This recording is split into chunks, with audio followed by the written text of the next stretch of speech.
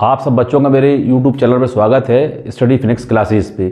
मैंने आप लोगों के लिए आज एक 8th क्लास की वीडियो तैयार की है, जिसमें मैं आप लोगों के लिए कहते हैं हिंदी के क्वेश्चन आंसर OT सहित पूरा पेपर बताने की पूरी कोशिश करूँगा।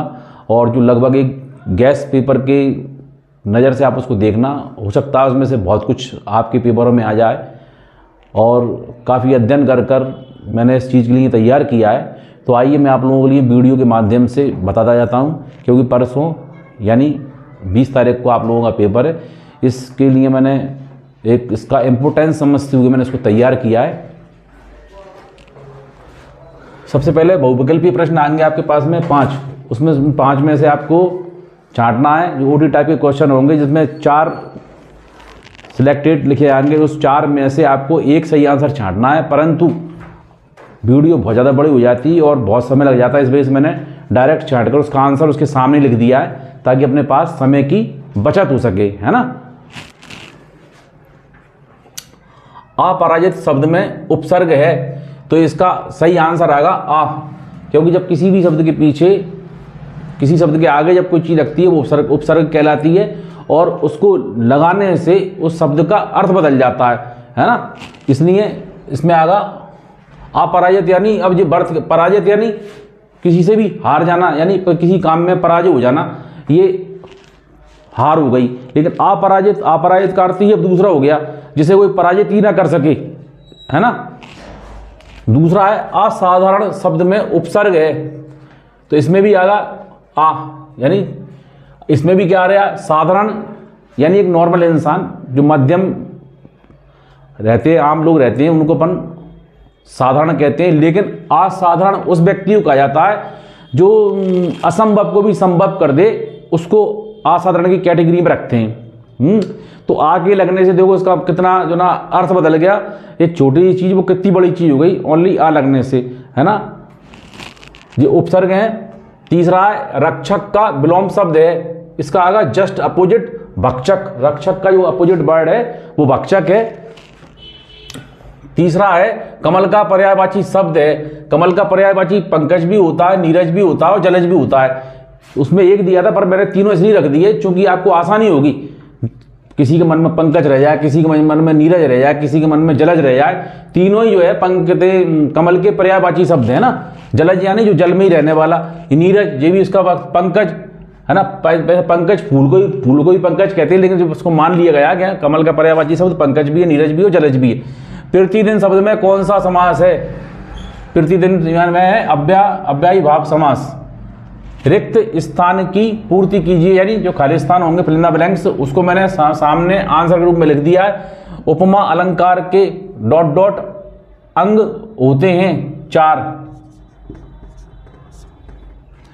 दूसरा है फिल इन द ब्लैंक्स में मात्रिक छंद में ... की गणना की जाती है मात्राओं की। काय की गणना करी जाती है?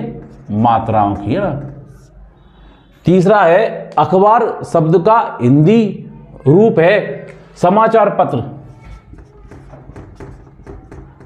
समाचार पत्र। और चौथा है श्रृंगार रस का स्थायी भाव है, इसमें आ जाएगा रति। और सबसे लास्ट है किसी शब्द के आरंभ में जुड़ने वाले शब्द को क्या कहते हैं? अपन इसी बात चल रही थी ऊपर, इसको बोलते हैं उपसर्ग। और जो शब्द के पीछे लगते हैं उसे बोलते हैं प्रत्यय। अब है अति लघुत्तरी प्रश्न। अति लघुत्तरी प्रश्न यानी ये जो 2 नंबर के प्रश्न होंगे, और जो 11 से लेके 16 तक, तो 11, 12, 13, 14, 15, 16 यानी 12 नंबर के क्वेश्चन आएंगे आपके लिए। उसमें मैंने छांटे नर्मदा घाटी में किस सभ्यता के पत्थर के औजार मिले हैं? तो इसका कहते आंसर है नर्मदा घाटी में पुरापाषाण कालीन सभ्यता के पत्थर के औजार मिले।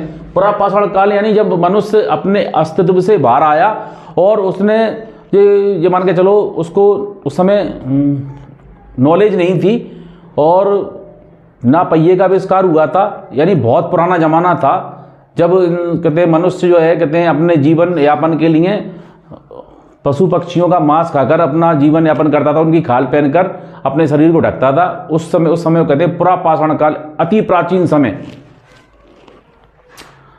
पत्थर के औजार मिले ही नहीं, पत्थर को औजारों से शिकार करता था मनुष्य, किसका? जानवरों का। भोपाल रियासत की प्रमुख विशेषता क्या थी?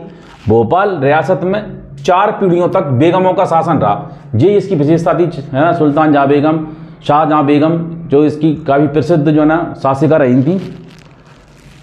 तीसरा, श्री कृष्ण व सुदामा ने कहाँ शिक्षा प्राप्त की थी? श्री कृष्ण व सुदामा ने उज्जैन स्थित सांदीपनी गुरु के आश्रम में शिक्षा प्राप्त की थी। मुफ्तानंद जी के समाचार पत्र पढ़ने के बारे में क्या विचार है? तो मुफ्तानंद जी क्या है, हर चीज़ को जो ना मुफ्त में ही करना चाहते थे। उनका नाम ही जो ना मुफ्तानंद पड़ गया, क्योंकि वो हर काम फ्री में करना चाहते थे, किसी चीज़ का पैसा देना नहीं चाहते थे।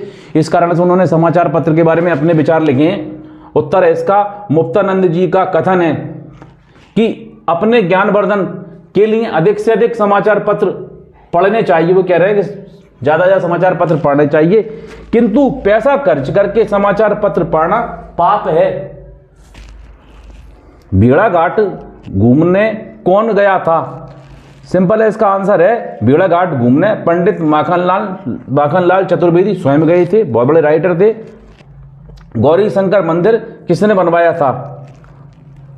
गौरी शंकर मंदिर त्रिपुरी राजघराने के महाराज कर्णदेव की महारानी अलहड़ा देवी ने संवत 1155-56 में बनवाया था।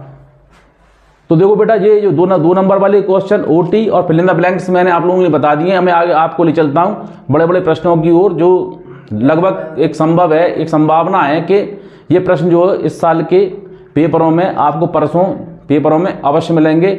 मेरी पूर्ण जो ना मनोकामना, इच्छा है कि बच्चों का ज़्यादा से ज़्यादा भला हो और अब मेरे द्वारा बताए गए प्रश्न ज़्यादा से ज़्यादा आएँ, चूँकि इसका बेनिफिट मुझे भी होगा और बच्चों को जो बेनिफिट होगा कि वो अपने पेपर में सफल हो पाएंगे।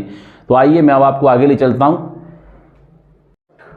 तो देखो बेटा, अब मैं आप लोगों के लिए लॉन्ग क्वेश्चन तब लेके चलता हूँ, जिसमें 3 नंबर वाले क्वेश्चन होंगे और इसके बाद में आपको जो अगले दिन जो बनाऊंगा वीडियो, उसमें मैं आपको जो चीज़ छूट जाएंगी, पर्यायवाची शब्द हैं, विलोम शब्द हैं और मुहावरे, एप्लीकेशन, निबंध, इन सब के बारे में मैं आपको कल बताऊंगा। जो क्वेश्चन मैंने आज लिख दिए वो आपको मैं समझाने की पूरी कोशिश करूंगा, जो इस वर्ष के एनुअल पेपरों में आपके लिए जरूर आएंगे। चिकित्सा ने जो खोया वह विज्ञान ने पाया, इस पंक्ति से आप क्या समझते हैं? अब इसमें क्या है, डॉक्टर चंद्रा डॉक्टर बनना चाहती थी, परंतु उनकी अपंगता के कारण उन्हें मेडिकल में प्रवेश नहीं मिला। इसके बाद डॉक्टर चंद्रा ने विज्ञान के क्षेत्र में महान योगदान दिया, अतः कह सकते हैं कि चिकित्सा ने जो खोया वह विज्ञान ने पाया। इसका अर्थ ये होगा कि कोई भी व्यक्ति अगर अपने जीवन में आगे बढ़ना चाहता है तो उसको कोई रोक नहीं सकता, क्षेत्र बदल सकते हैं, ठीक है ना। उनका क्षेत्र क्या था, वो क्या बनना चाहती थी, डॉक्टर, परंतु क्या शारीरिक रूप से वो अपंग थी, इस कारण से मेडिकल में उनको प्रवेश नहीं मिला। तो उन्होंने अपनी जो क्यूरियोसिटी जो होती है ना, क्यूरियोसिटी यानी जिज्ञासा, वो जिज्ञासा को उन्होंने विज्ञान के क्षेत्र में लगा दिया। जबकि विज्ञान का क्षेत्र तो डॉक्टरी भी है, लेकिन उन्होंने उस क्षेत्र को बदल दिया थोड़ा सा और डॉक्टरी की उपाधि हासिल करी और विज्ञान के क्षेत्र में अपना बहुत बड़ा योगदान दिया। इस वजह से ये कथन बिल्कुल स्पष्ट हो रहा है, ये पंक्ति, कि विज्ञान ने जो खोया वह चिकित्सा ने जो खोया वह विज्ञान ने पाया। दूसरा क्वेश्चन है, धन पाकर हमें अभिमान क्यों नहीं करना चाहिए? धन पाकर हमें अभिमान इसलिए नहीं करना चाहिए क्योंकि धन की स्थिति स्थायी नहीं है, उसकी गति चंचल है, वह कहीं भी स्थिर होकर टिकता नहीं। जब धन नहीं होता तब हमारा व्यवहारिक काम आता है। इसका अर्थ ये होगा कि धन जो है वो क्या है, उसकी गति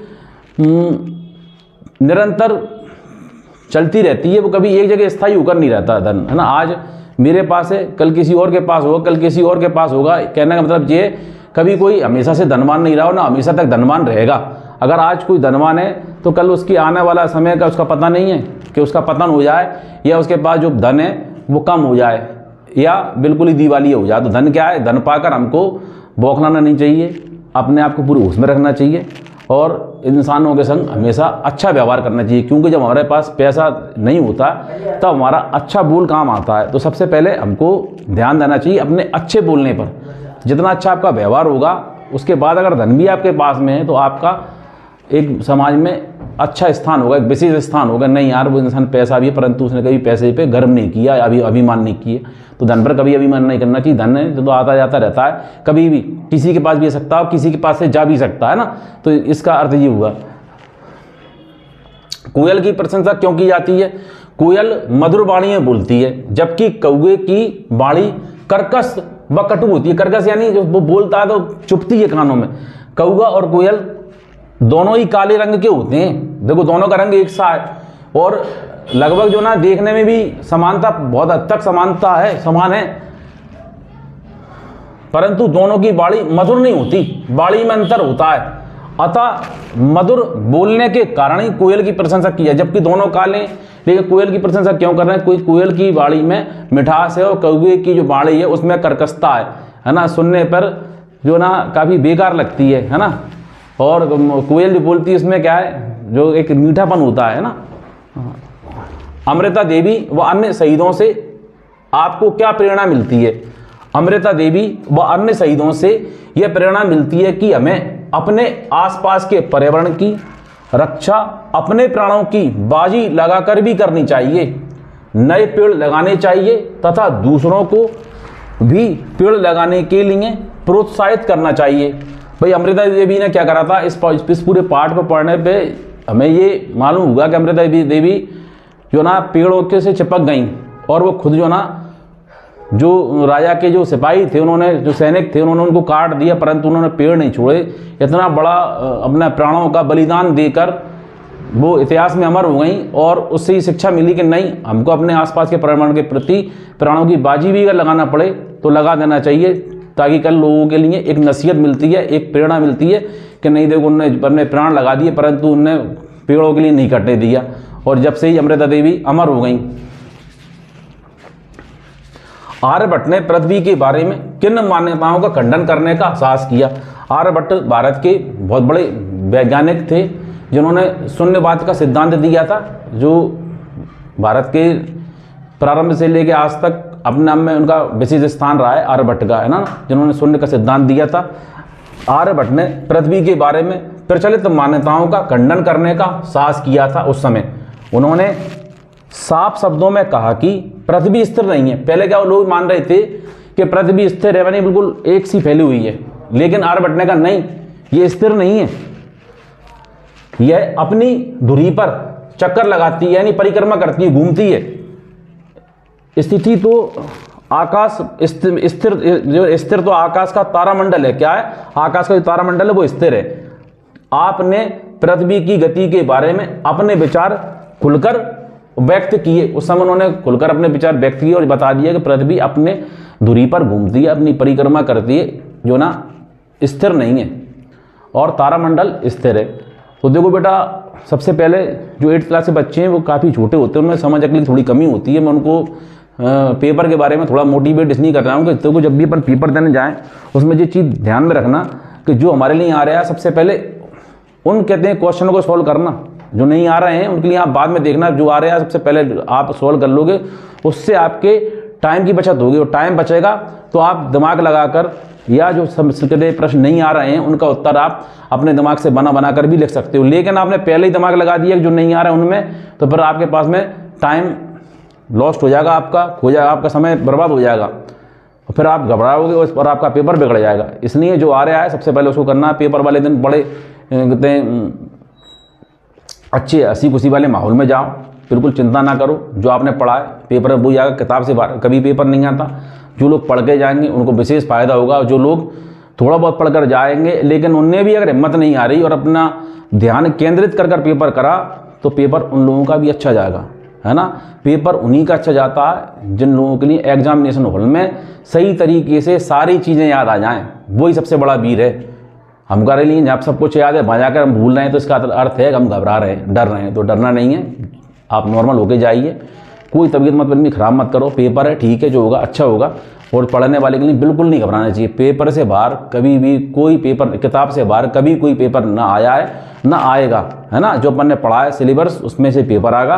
घबराओ मत, धैर्य रखो और अपने ऊपर विश्वास रखो कि तुम पेपर देने जा रहे हो, उसको अच्छी तरीके से सॉल्व करके आओगे।